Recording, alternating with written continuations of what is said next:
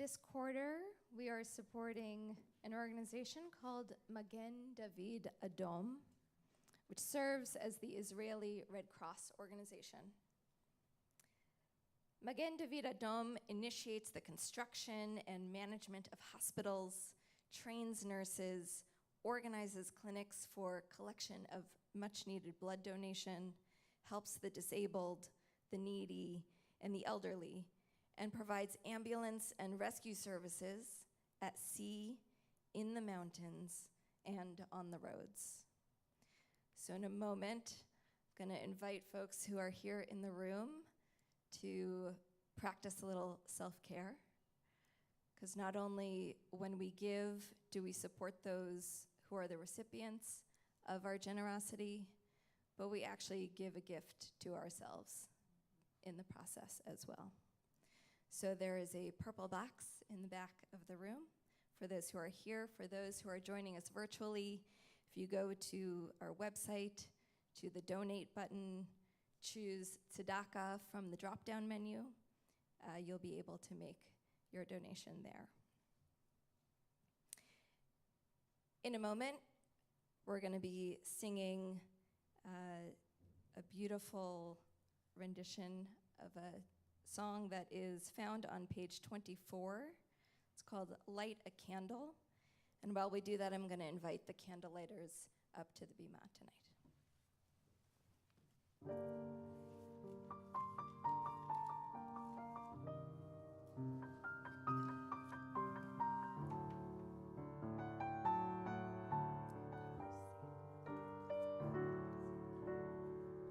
לפעמים נדמה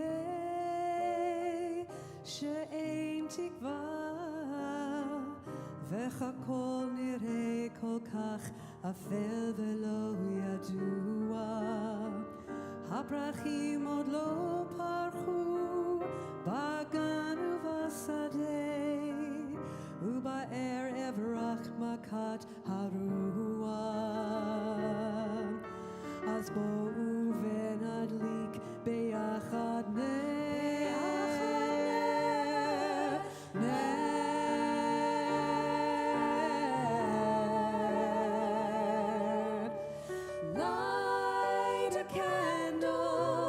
Light a candle with me. 1,000 candles in the dark will open up our hearts. Light a candle with me. 1,000 candles in the dark will open up our hearts. Sometimes it seems there is no comfort. The nights are long and hold no promise of tomorrow. But somewhere deep inside there burns a tiny flame. It can bring release to all our sorrows. So come together, each one bring your light.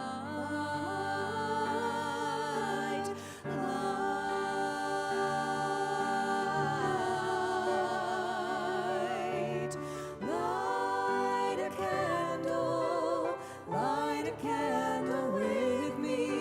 1,000 candles in the dark will open up our hearts.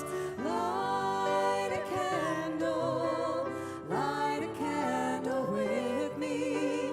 1,000 candles in the dark will open up our hearts. Light all the candles, let's light the candles everywhere. Just look at me and take my hand. The heat of love will glow again.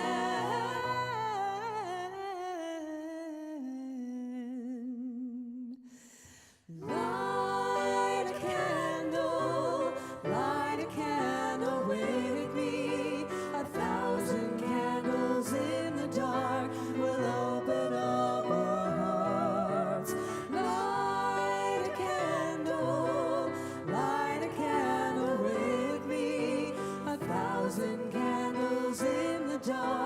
we'll open up our hearts.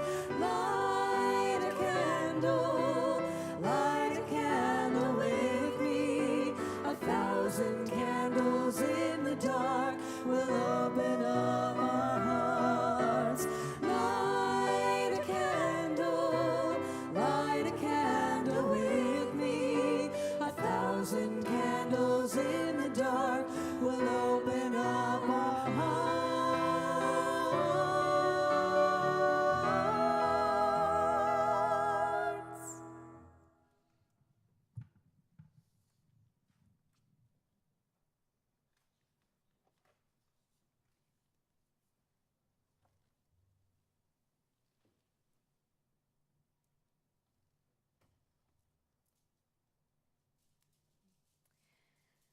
So this evening, we have 3 wonderful folks here lighting candles. Diana Rose is lighting a candle in celebration of her son, Nathaniel's 18th birthday on November 9th. Janet Nelson is lighting a candle in honor of her sister, Jean Nelson, on her 15th yahrzeit. And board member Stephanie Hitzroth is lighting on behalf of the entire board to welcome Eliza Winship Fryer as the new teacher of the B'nai Mitzvah program here at Beit Aleph. And candle lighting virtually at home, Claire Petersky is lighting a candle in remembrance of her friend Salim Grass on his first yahrzeit. Jan Simon is lighting a candle in honor of the passing of her sister, Judy Simon O'Brien, just last week. Rachel Rufa is lighting a candle to celebrate the start of the Beit Aleph Kita Aleph program for elementary age students to learn Hebrew and Jewish history and culture. She'll be teaching the class and plans to incorporate lots of movement, art, and energy. Susan Hoffman is lighting a candle in remembrance of her mother, Jeanette Hoffman, on her 10th yahrzeit. And Elizabeth Heath is lighting a candle in celebration of Linda B. Morris for her birthday, which was October 30th. She's also lighting for her mother, Mary C. Heath, on her 24th yahrzeit. She still misses her. And she is also lighting for her uncle, Charles Dale, on the occasion of his 10th yahrzeit, which was October 31st. And she shares, Charles was a fun guy and a loving husband.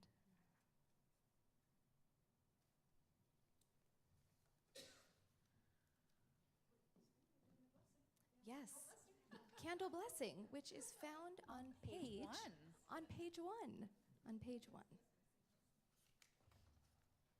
Please join us.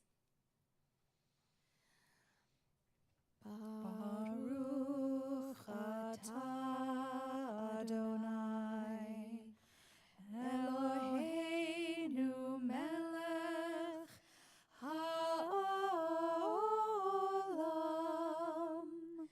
asher kitshanu b'mitzvotav v'tzivanu lehadlik ner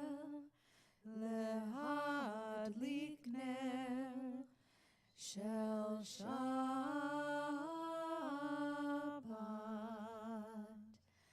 Amen.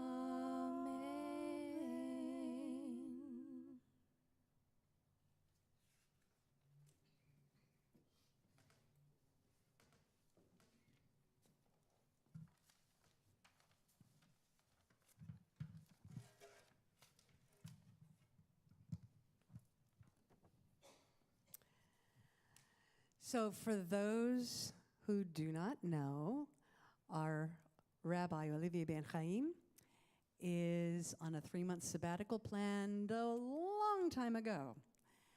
And if you're in I think it was the Google group that he sent a photo from Spain. He walked 22 days along, what is the pathway? The Camino. Camino pathway. Camino. You say tomato. I know, right? Not Camino Island. Yeah. Camino, the path. Yes. And so he wanted to say that he is with us, and he did reflect upon walking in silence for 22 days and how impactful that was. And so, and we as a community continue to support each other. He will be back the middle of January. The next Shabbat, as I mentioned briefly, is going to be the first Friday the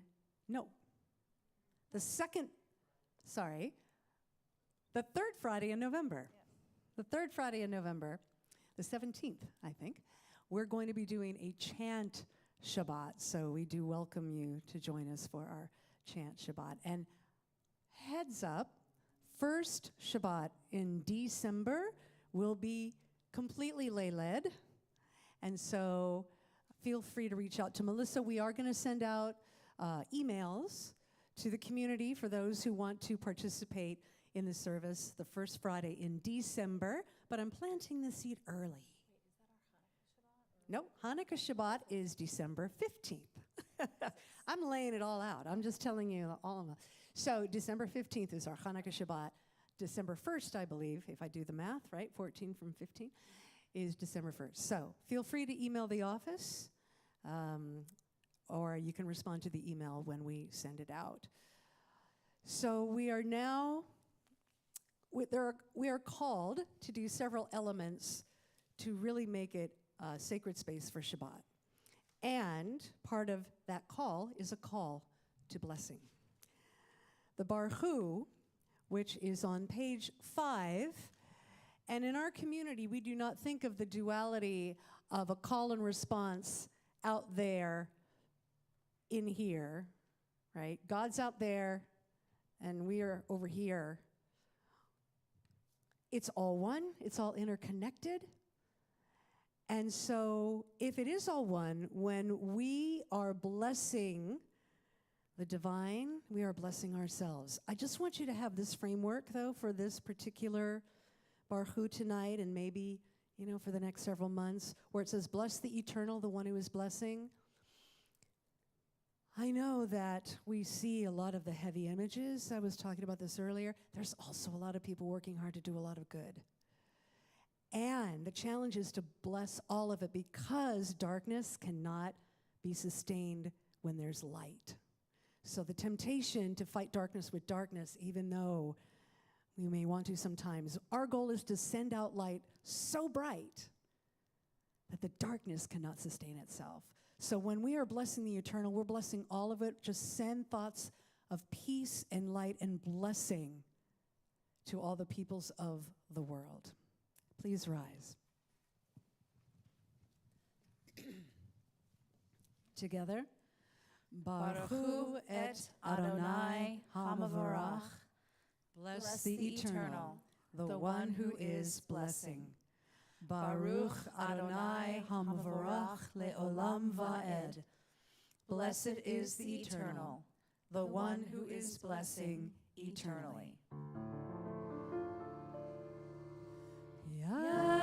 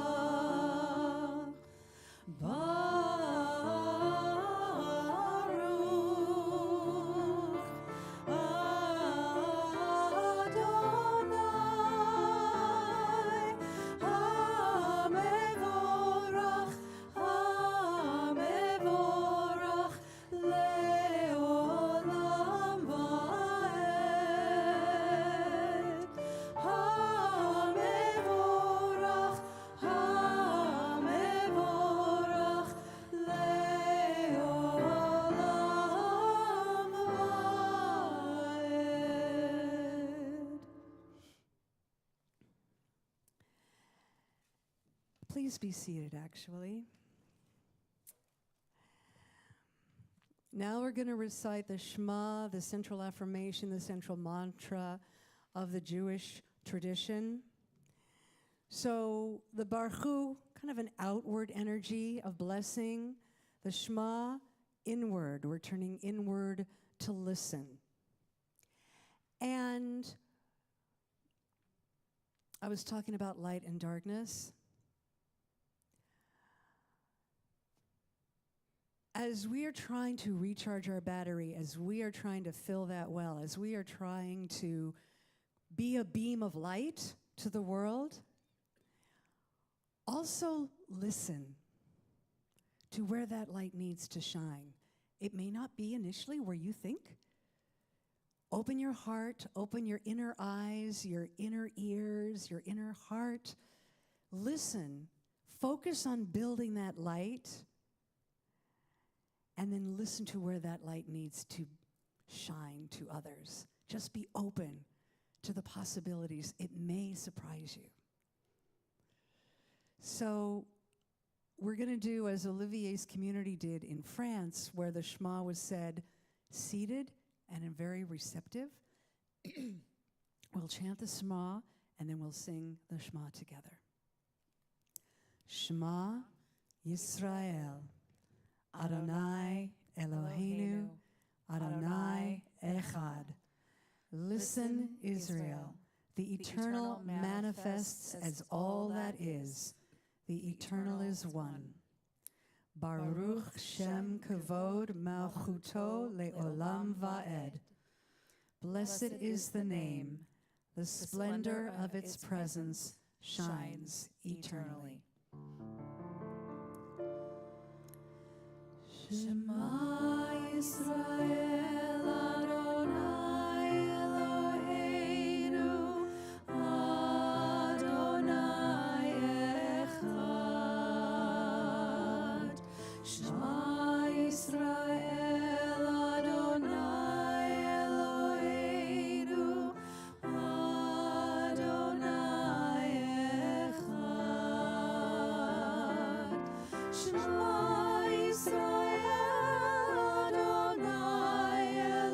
Yisrael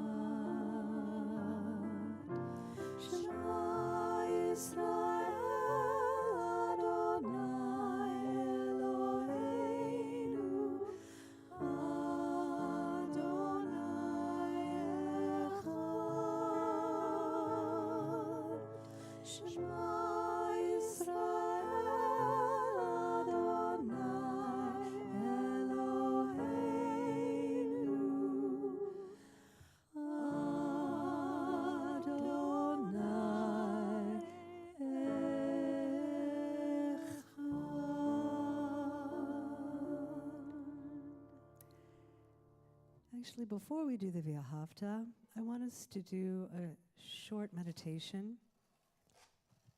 I'm pushing this down so I can sit as well, and you can see me. I realized as I was utilizing the images of having that well filled, of charging that battery so our light can shine. And then the second half of the Shema, blessed is the name, the splendor of its presence shines eternally. And what our part of this is to say, Hineni. I'm here. Listen is receiving the energy. We are a receptacle of the divine presence.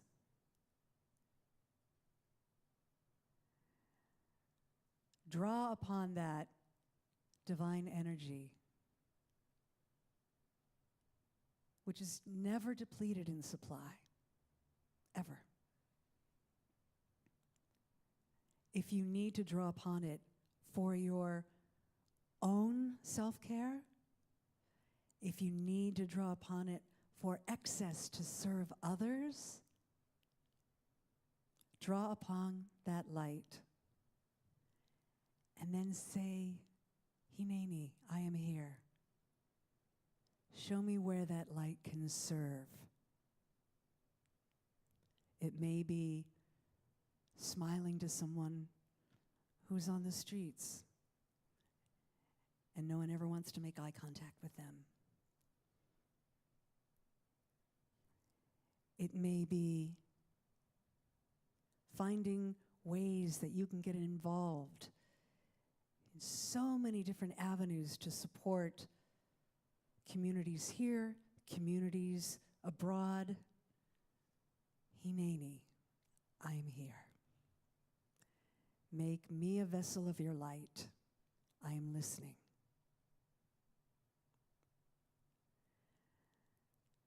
So I just want you to take a few deep breaths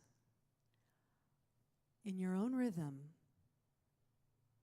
When you're inhaling, draw in that energy of light to fill that well that for many of us have felt so depleted recently. And when you exhale, just whisper, like a davening, right? Just enough so you can hear it. Hineni. And you breathe in, you draw the resources of the divine presence that is everywhere and all around us to fill that well.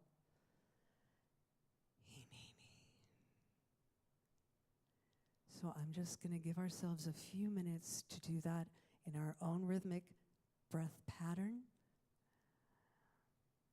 And then we will move into the Viahafta, which basically says, you got to love it all. Which is hard. But you can only combat darkness with light. And the challenge is to not let the light go out.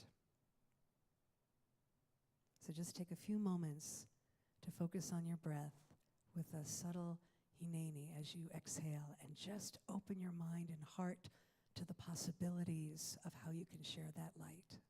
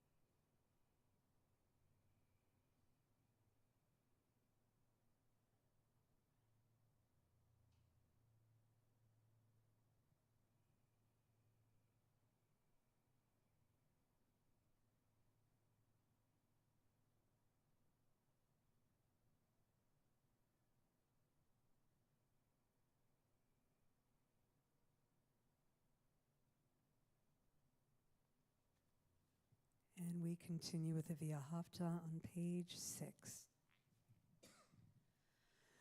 Via Hafta et Adonai Elohecha b'chol levavecha ובכל נפשך ובכל מאודיך והיו הדברים האלה אשר אנוכי מצווך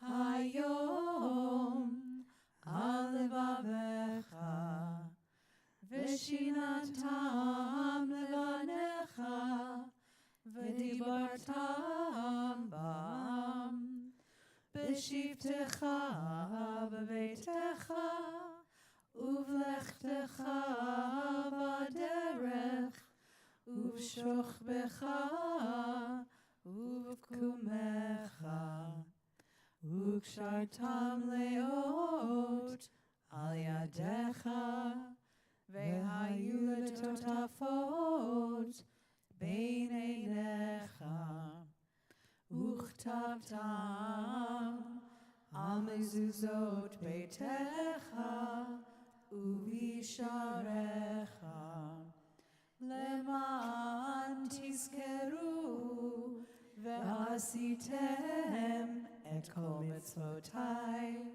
והייתם קדושים לאלוהיכם אני אדוני אלוהיכם אשר הוצאתי אתכם מארץ מצרים להיות לכם לאלוהים אני אדוני אלוהיכם אמת.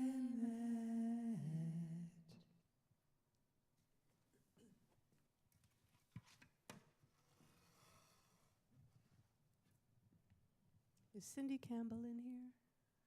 Cindy? Yep. There just happens to be a vent pouring right on me. It's drying my throat. Could you get me a cup of water?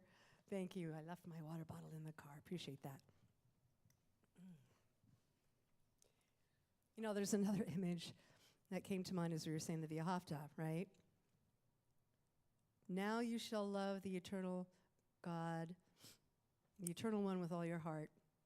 But the part of embody them for your children, repeat them when you sit in your house, walk on your way. We're teaching this to our children. We're teaching, despite everything that's going on, we are still teaching them to love. We are still teaching them to love. Thank you. And we can't stop doing that. Because once we stop doing that, the energies that want us to stop win. So even if the current feels like it's getting stronger, it's just building our muscles to stay strong, to love it all, and to continue to pass it on to future generations, because that's the only way we're going to solve this, is not to perpetuate this through future generations.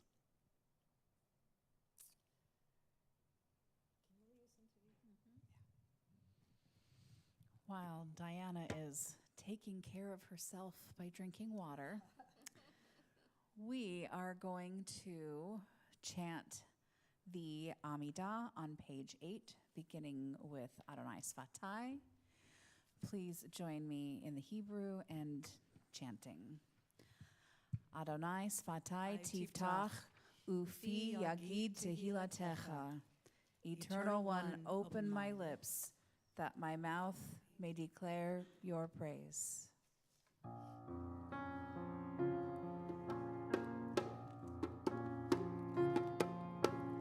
Adonai Sfatai Tiftach. Please rise. Ufi yagid v'yagid tevilah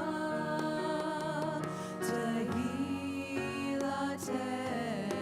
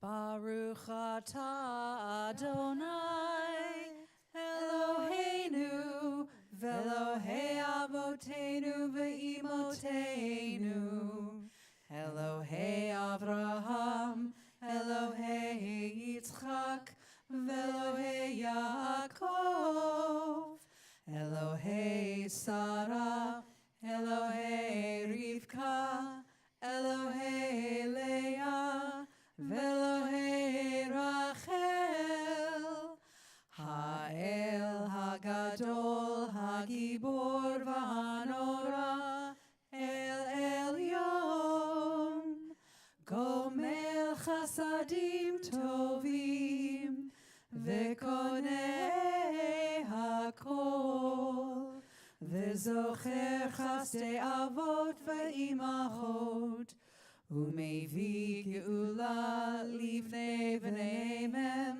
Leman Shemo Be'ahava, Melech Ozer, Umoshia Umagen, Baruch atah Adonai, Magen Avraham, Ve'ezrat Sarah.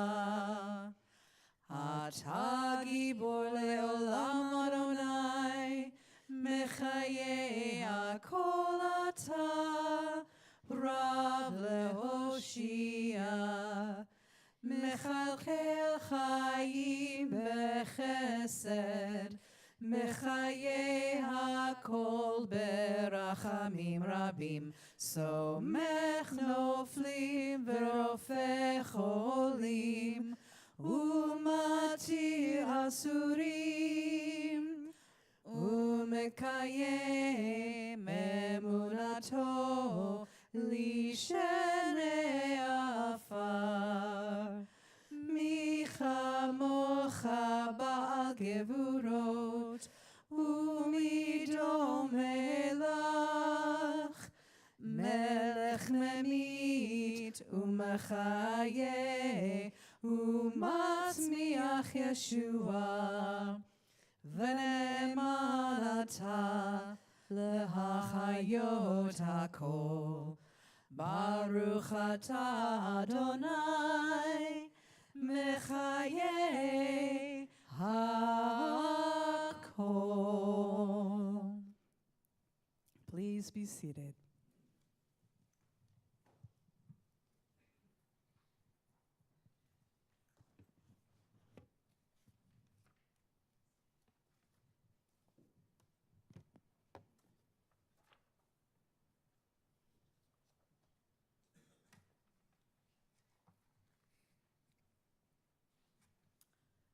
Shabbat Shalom. Can you, okay.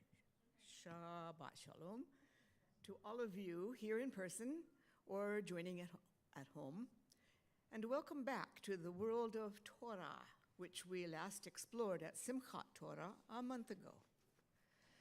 The creation story had just begun with darkness over the surface of the deep and a wind from God sweeping over the water. The Torah lectionary has already moved on to stories about Abraham and Sarah, but let's back up and revisit the watery world of prehistory, that is the world of Noah and the flood. The Jewish world read that story 2 weeks ago, but Beit Aleph had other plans for that service, so the rabbi suggested that we bend the Torah calendar and give Noah his due this week. That was partly a favor to me because Olivier knew I wanted to mark a milestone birthday by talking about the parashah that was being read the week I was born 80 years ago last week. That parashah was Noah, and nothing could be more timely as we agonize over the current flood of violence in the land of our ancestors than a story about a world in chaos caused by human evil and a divine disapproval. I don't claim to have any particular expertise about Parashat Noach. Back when I offered to do this devar before the Middle East blew up, I just wanted to share a few thoughts about my personal relationship with my birth portion. So that's mainly what I'm going to do. The story of the flood is a perfect birth portion for me because I was born in a town whose Indian name, Walla Walla, means many waters. Waters that originated when the so-called Missoula floods inundated the Northwest some 15,000 years ago. But while I like having such a classic story for my birth portion, I can't say I'm wild about the kind of deity it describes. We Jews today prefer to talk about a God of compassion and mercy. So what's that story doing in the Torah, and what can we learn from it? If you Google why is a flood in the Bible, you will find variations on the theme of God acting to restore the goodness of his creation after it was corrupted by sinful humans. According to Midrash, the angels warned God not to create human beings. They would destroy his beautiful world. But God told them to stifle it. He knew what he was doing, and besides, it was already done. So then God had to destroy the destroyers and give us humans a new beginning, a second chance to treat the earth and each other more kindly. This may make sense as a scriptural teaching, but the truth is that primitive societies all over the world had stories about cataclysmic floods, including the Missoula flood. And these floods almost universally were caused by angry, capricious, or morally outraged gods, with or without any attempt or intention to restore or redeem. Did all those floods really happen? Some of them surely did, according to geologic evidence. But what is it about the human psyche that wants to blame some sort of deity for the destruction? Scholars have their theories, but my own theory, admittedly amateur, is that our primitive ancestors knew they were not masters of their own fate. And to compensate for their helplessness against the nastiness and brutishness of life, they conjured up some kind of supreme being that they could blame for things they couldn't control. There are vestiges of that kind of mentality even today. Notice how acts of God are excluded from your homeowners and travelers insurance. Without computers and artificial intelligence, the ancients created gods in their own image and endowed them with human behaviors and motivations. And we still do that today. Look at the way people credit the care of a personal God when they happen to escape a disaster. God must have saved me for a special plan, they say. And look at how zealots enlist an outraged God to do their dirty work. In the name of God, they claim, as they murder humans of the wrong faith in churches, mosques, and synagogues. But that's not the God we know at Beit Aleph, the God manifesting as all that is. It's a God created by self-absorbed and self-serving human beings. So what kind of God did our Jewish ancestors worship as Elohim? Better than the gods of the Gilgamesh epic, who flooded the earth because rowdy humans were disturbing their sleep. But it was a moody and changeable God, destroying his masterpiece and holding grudges against whole generations who offended him, while offering divine kindness to those who loved and obeyed him. Sound like any humans you know? Can you imagine really believing in such a God?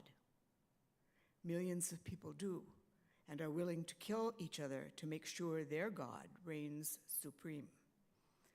Millions of others question or completely disbelieve in that kind of God and risk being despised, excommunicated, even murdered for daring to march to a different drummer. I seem to be that second kind of person, the questioner, but without any desire for martyrdom, because I've doubted that kind of God most of my life, and I particularly question the God of my birth portion. I don't remember thinking about Noah's God when I was young.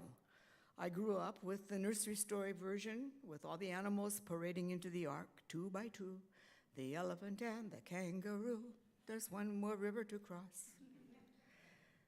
Thanks to childhood toys, my focus was on the cute animals, not on the sinful people and the angry God who sent them to a watery grave. But as I began to pay more mature attention to this story, I also began to pay more attention to the kind of God it describes. I'm not the only one. One of my favorite books on the subject is a novel called Ariel by Israeli author Shlomo Denur. Ariel was an angel sent by God to observe and record the history of the first 10 generations of humanity. As the book opens, Ariel has taken refuge in a cave high on the mountain of Ararat, and his thoughts as he watches the unrelenting rain are dark indeed. Angels are not supposed to weep, he says, and yet my eyes have streamed with tears at the sights I have beheld. He describes human bodies turned to carrion, their flesh ripped by birds from above and fish from below. A child floats lifeless in the water, eyes staring vacantly into his, and he asks, was this child a sinner and a destroyer? What was the offense of this child whose eyes are fixed on mine? True, he had heard God muttering about the human heart being inclined toward evil from an early age, but why blame the child? You, O Lord, he exclaims, you created man. So did you not also create the evil in him? My questions exactly. Was that child and thousands of others like him the collateral victim of divine wrath, just as the children in Israel and Palestine today are collateral victims of the human wrath that wraps itself in religious and moral garb? Stories like this are reason enough to examine our foundational literature critically and dispassionately. Like Ariel, we need to wrestle with the accounts of divine action in the Torah. That song we sing when we return the Torah to the ark, that her ways are ways of pleasantness and all her paths are peace, is so manifestly not true. Torah is full of stories about divine vengeance. How pleasant is that? And she boasts of the ways God helped the Israelites destroy various enemies on their way to the promised land. How peaceful is that? Other scriptures are similarly provocative. Sword verses in the Quran have encouraged Muslims to murder infidels, and Bible-thumping Christians murdered both Jews and Muslims during the Inquisition and Crusades. Even in our enlightened century, internecine discord is in the headlines. Haredim versus secular Jews, fundamentalist Christians versus papists, Sunnis versus Shiites. And it's not only the Abrahamic cousins. Muslims, Hindus, Buddhists, Sikhs kill each other with abandon, all in the name of the one true God. It's enough to make the real God, the God manifesting as all that is, drown in a flood of tears. So after my wrestling with Noach, what do I have to say? Even though I don't believe in the God of that story, in an odd kind of way, I do take comfort in the words of a more moderate God who spoke through Isaiah in the Noach Haftarah. In a moment of anger, I did hide my face from you, that God admits. But now I promise to love you forever. According to our rabbi and other teachers of non-dualism, you and I are manifestations of that promise. Ours are the faces that show God's love to the world, and ours are the hands that do the divine work of repairing and blessing the world in all the ways we speak and act. And act we must. Thoughts and prayers are not enough. Rabbis in Midrash question how righteous Noach really was. Why, he didn't do a thing to save anyone except his own family. Didn't even ask God to save the innocents. Parenthetically, Noach's role is more admirable in the Quran, but my focus tonight is on the Torah, so let's leave that for another time. Once again, thousands of innocents are dying in a flood of evil in the land where Noah built his ark. In a delicious irony, the Hebrew word for that evil is Hamas, spelled Chet Mem Samech. The Hebrew Hamas has nothing to do with the acronym that means Islamic Resistance Movement, but any way you look at the word, Hamas has brought incredible pain and hardship to all the Jews, Muslims, Christians, Druze, and Bedouin who call that region home.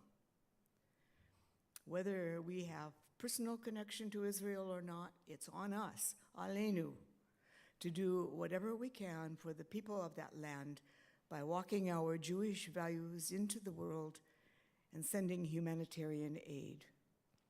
It's on us to stand up for our people and assert their right to defend themselves. But as Hillel would say, if I'm only for myself, what am I? It's also on us to do what we can to aid our cousins on the other side of the green line, trapped by their own leaders in a ruthless cycle of poverty and violence. There's an Israeli song in our prayer booklets that I find myself singing when I think about those who are drowning in a flood of tears and blood in our people's homeland. Eli, Eli, remember your promise to love us forever. Eli, Eli, let the flood subside. Let the whirlwind of sand settle peacefully on the shore, and the raging waters return to their normal tides so that children may build sand castles instead of fortresses. Protect the Sabras, the immigrants, the refugees, and yes, also our cousins who have been there since Ottoman times and before. Oh, please, Eli, hearken to the prayers of the heart for all the peoples who share that blessed land. Ken Yerihi Ratzon. Now, if you turn to page 18, Celia will lead us, and let's all sing that prayer with all our hearts.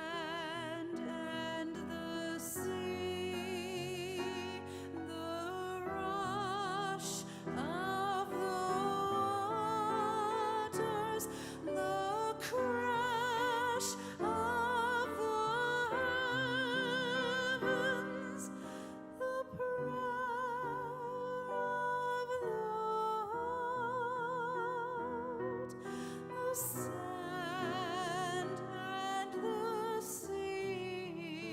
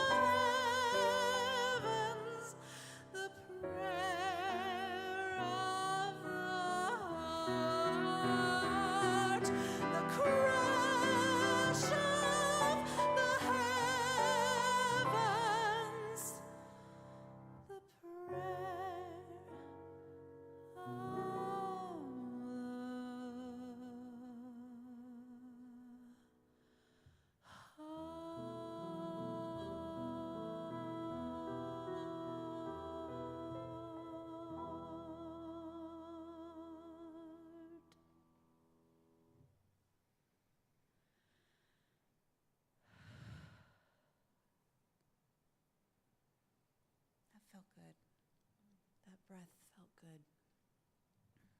Let us take a moment to take a couple of just nice deep breaths.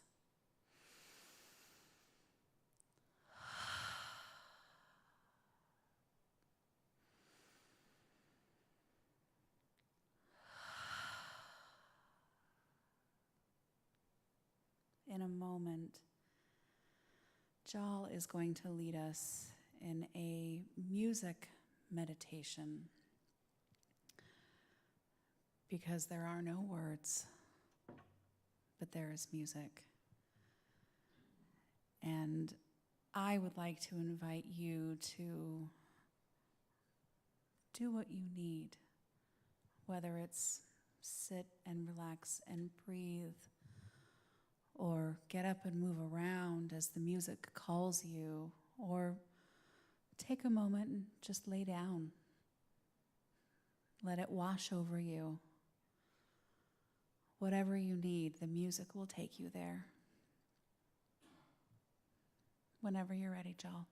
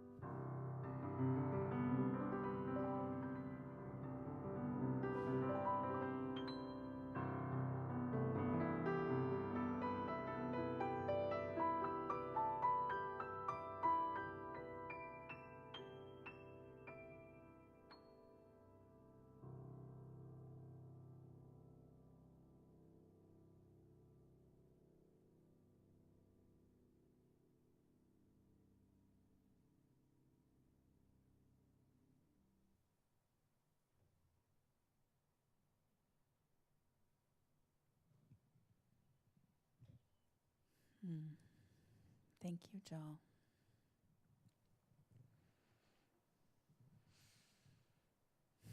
My cup feels a little fuller, as I'm sure many of us in this room and sharing this energy. So let's take some of that holding and healing and light and let us share it with those that have inscribed the names on our healing list.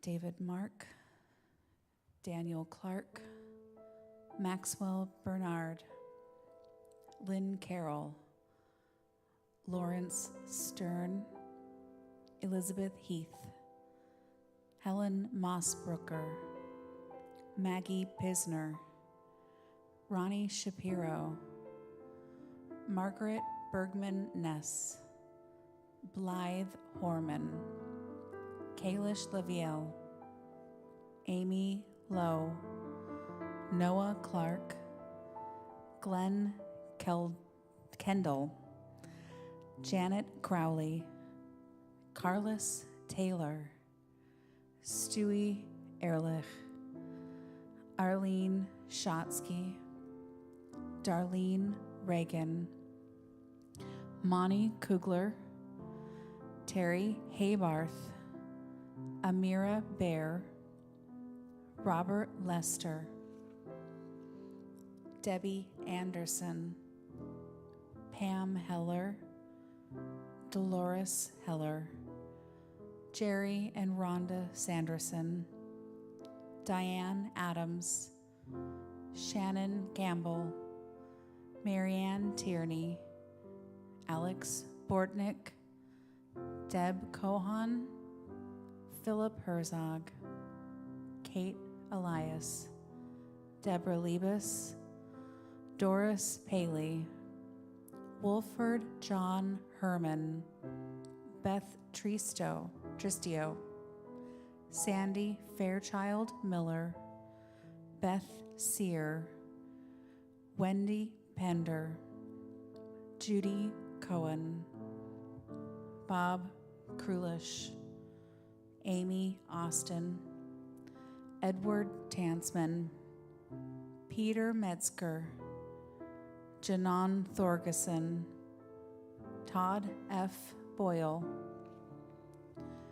Rachel Naomi Remen, Anne Marie Regalado, Judith Gorlick, Laura Sack Klein, Frank Sioch, Hannah Nurbevig, Julie Wilchins, Lexi Halley, the unnumbered who are in pain and healing from the devastation in Israel and Palestine, and anyone else in your heart who needs healing. Please join us for Refayenu on page 34.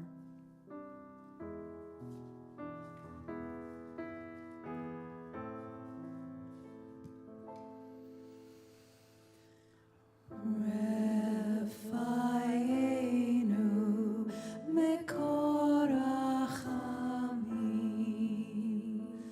v'nerafet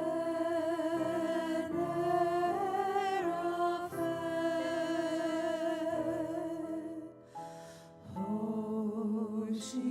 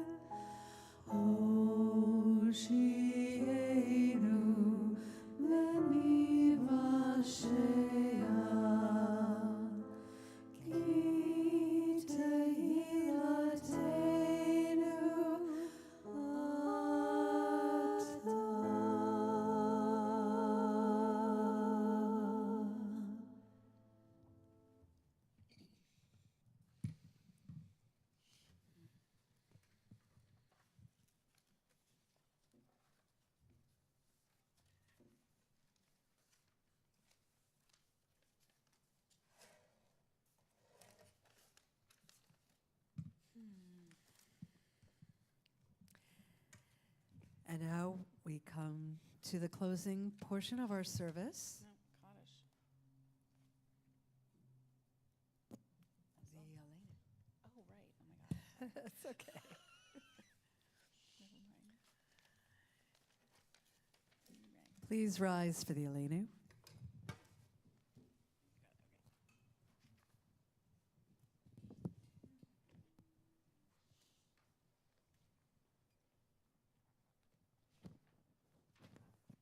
Page 12. In English together. We are the ones given this way of praising the Holy One of all being, that we might understand and express the greatness of the one who shapes all creation. We celebrate our uniqueness and that of others, and seek to discover the wonder that we are. Therefore we bend the knees, we bow, and we proclaim our gratitude before the ruler of all rulers, the Holy One of all being. As it is said, then we shall truly realize the Eternal One as universal being, and on that day the unity of being shall be celebrated by all. Aleinu l'shabeach la'adon ha'kol, la'tet gdula li'oseh b'reshit, shelo asanu k'goyei ha'aratzot, velo samanu k'mishpechot ha'adama, shelo sam chelkeinu kahem, וגור עלינו ככל המונם, ואנחנו קוראים ומשתחווים ומודים לפני מלך מלכי המלכים הקדוש ברוך הוא. ונאמר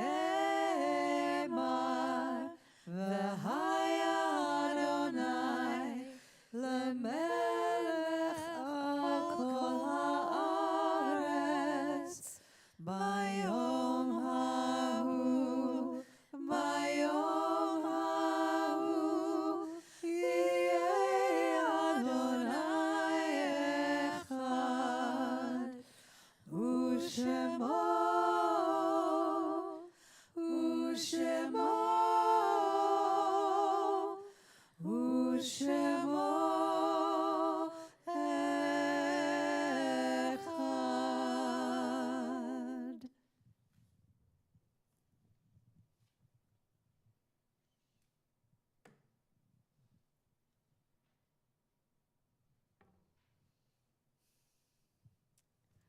Now we come to the Mourner's Kaddish, and I'm not gonna lie, I am discombobulated. I think I am still in shock about just everything, and sometimes my brain doesn't want to do what it's supposed to do.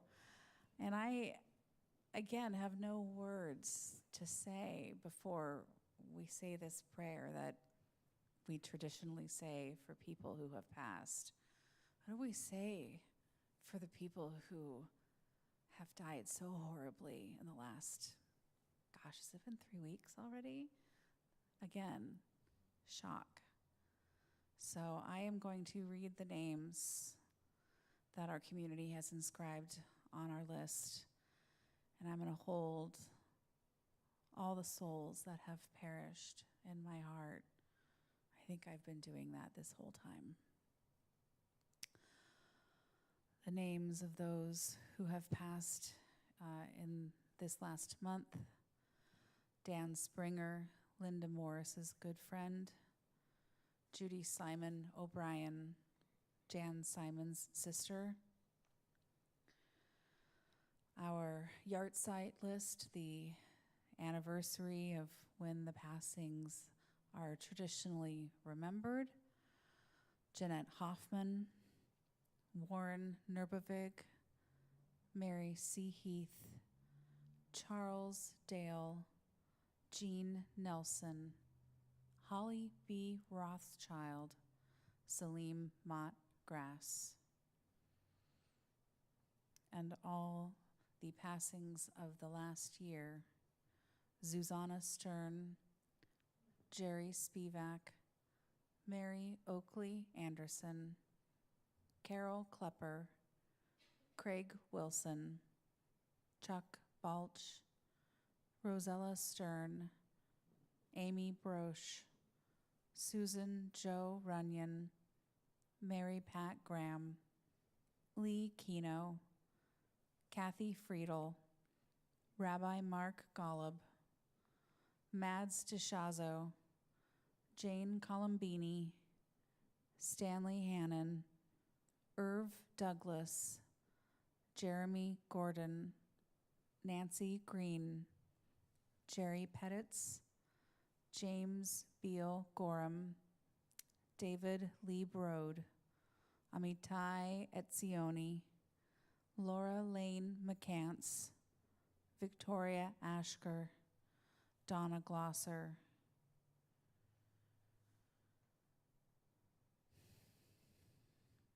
Please join me in chanting the Mortar's Kaddish on page 13. Yitkadal v'yitkadash shemei Rabbah, be'alma divarach chirutei v'yamlich malchutei, b'chayechon u'v'yomechon u'v'chayei l'chol beit Yisrael, ba'agala uvizman kariv v'imru. Amen. Yehei shemei Rabbah mevarach le'olam u'lalmei almaya. Yitbarach v'yishtabach v'yitpa'ar v'yitromam v'yitnaseh. V'yithadar v'yitaleh v'yitalal shemei dekudisha berechu. Le'ela min kol birchata v'shirata. Tushbechata v'nechemata. Da'amiran be'alma v'imru. Amen. Yehei shalom araba min shemaya. V'chaim aleinu ve'al kol Yisrael. V'imru. Amen. Osei shalom bimromav. Hu ya'aseh shalom. Aleinu ve'al kol Yisrael. Ve'al kol yoshvei tevel. V'imru. Amen. May the one who creates harmony above create peace for us, for all the households of Israel, and for all the peoples of the world. And let us say, Amen. You may be seated. We have members of the board that are going to come up to the front and share announcements.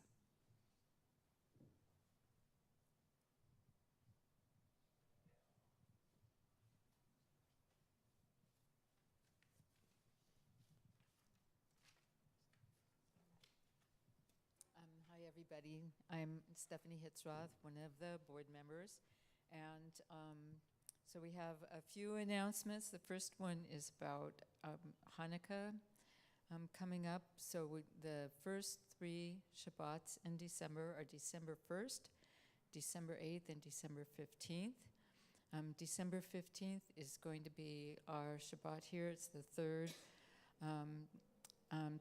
Friday, and we'll have our annual Latke Oneg afterwards, which is a very big deal. So look for an RSVP so we have an idea of how many latkes to cook.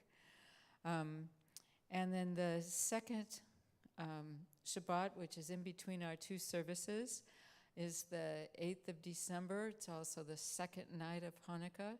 And so what we're looking is for people to consider having Shabbat at their home and invite other members, or if you're a member looking for a place to share Shabbat, please let the office know, and we'll try and match people up. So the next announcement is about Kati Alaf, our new school program that Rachel Rufa is leading. And it's elementary age class to learn to read, write, and speak basic Hebrew. It's for grades 1 to 4, and the program runs until June. If you're interested in that, again, please call the office right away so that they can have your child included in the program.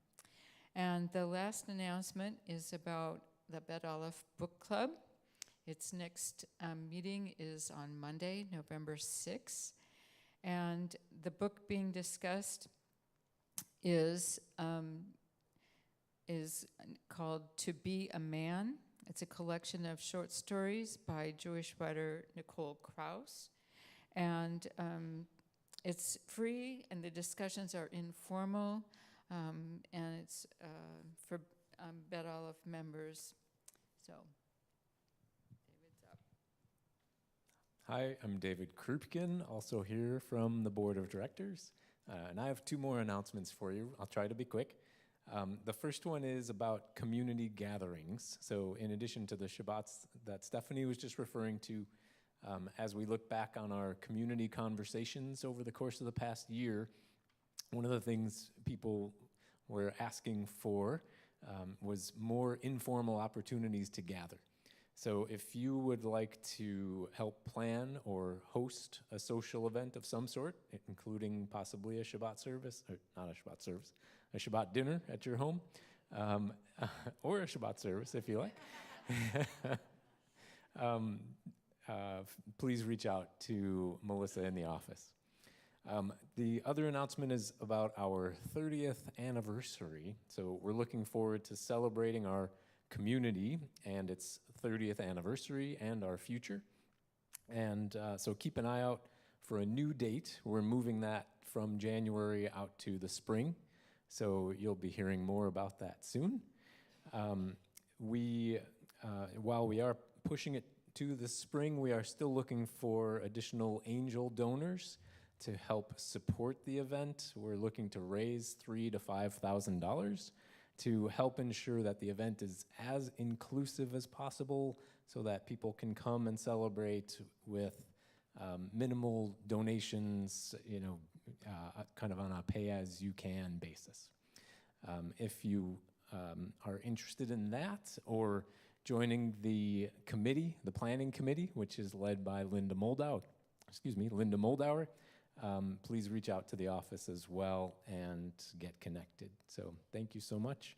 While I'm here, I also just wanted to thank Jal and Celia and Diana and Rachel and Kate for this wonderful service. So you all did an amazing job. So thank you all.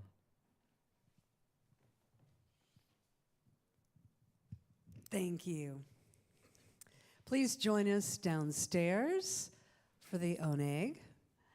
And actually, David said thank yous that I was going to share. So, but I also want to thank the tech crew up there. I want to thank everybody that helps to make this space a space for Beit Aleph. If you can, please help us turn it back into a space for CSL. Please help us right after we wrap up. And I have to point this out. So Joel found out he was going to be doing a musical meditation during rehearsal tonight.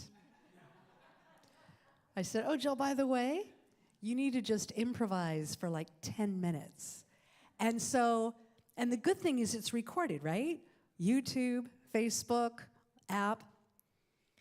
I invite you to go back and listen to it, even, in the privacy of your own home, move to it. We carry so much of our unsupportive emotions in our bodies and sometimes just dance. And there was so many contrasts and crescendos, and I felt like I was, Noah's Ark, and I was riding along with it. And then the academic part of my brain is like, and I don't know how he does that off the top of his head. It sounds like a composition. Anyway, so thank you, Jal, for being Jal. And and go back and listen to it. Go back and listen to it, especially if you have those moments of constriction and you need to move and you need to release. Let it be cathartic, let it be medicine, because it's available on our platforms. All right. Thank you again. Shabbat Shalom. We will see you downstairs for the Oneg. We're going to end with a song on page 27. And if you feel so moved, AKA, this is a suggestion from me, to stand up, and I know we have a space in the middle, but just kind of gather together, move closer together, whether you want to hold hands, lock arms, put prayer shawls around each other, to be in community, and we are going to sing Nasim Shalom.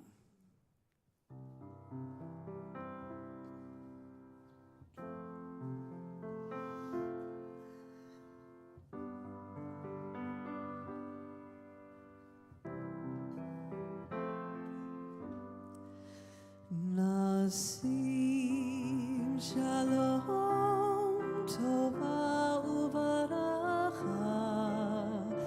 Chen v'chesed v'rachamim Nasim Shalom Tova Uvaracha Chen v'chesed v'rachamim. Let the light of your presence be the light of our lives. Grant us happiness, mercy, and peace. May the people of Israel join hands with the world, and our passion for justice increase. Nasim Shalom Tova